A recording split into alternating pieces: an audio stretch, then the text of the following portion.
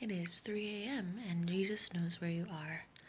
This morning I would like to share a bit from a passage from the Chronicles of Narnia, and there's a moment in the Voyage of Dawn Treader, Voyage of the Dawn Treader, where they basically sail into an island, a part of the waters that makes everyone's nightmares come true.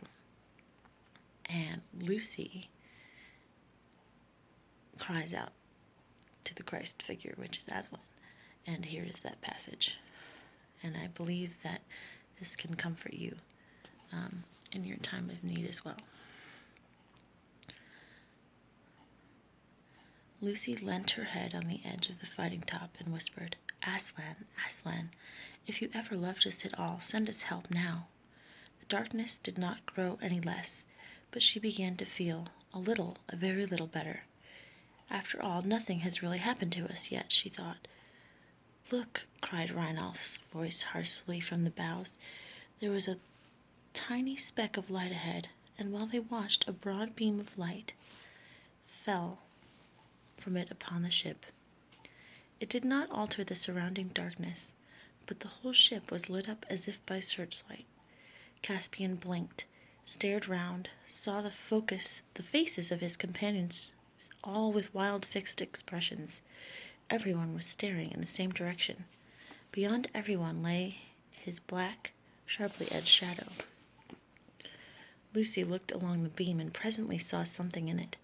At first it looked like a cross, then it looked like an airplane, then it looked like a kite, and at last, with a whirring of wings, it was right overhead and was an albatross. It circled 3 times round the mast and then perched for an instant on the crest of the gilded dragon of the prow. It called out in a strong, sweet voice what seemed to be words, though no one understood them. After that it spread its wings, rose, and began to fly slowly ahead, bearing a little to starboard. Drinian steered after it, not doubting that it offered good guidance. But no one except Lucy knew that as it circled the mast it had whispered to her, "Courage, dear heart." And the voice she felt was sure was Aslan's, and with the voice a delicious smell breathed in her face. In a few moments the darkness turned into a grayness ahead, and then almost before they dared to begin hoping, they had shot out into the sunlight and were in the warm blue world again. Bless you guys. That is to encourage your heart that even in the midst of darkness, the voice of the Lord can be heard. I know this personally. I have heard it in the midnight hour, his voice in the midnight hour, and you're never alone.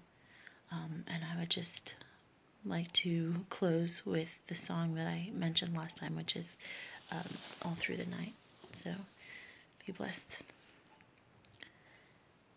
Sleep, my child, and peace attend thee all through the night.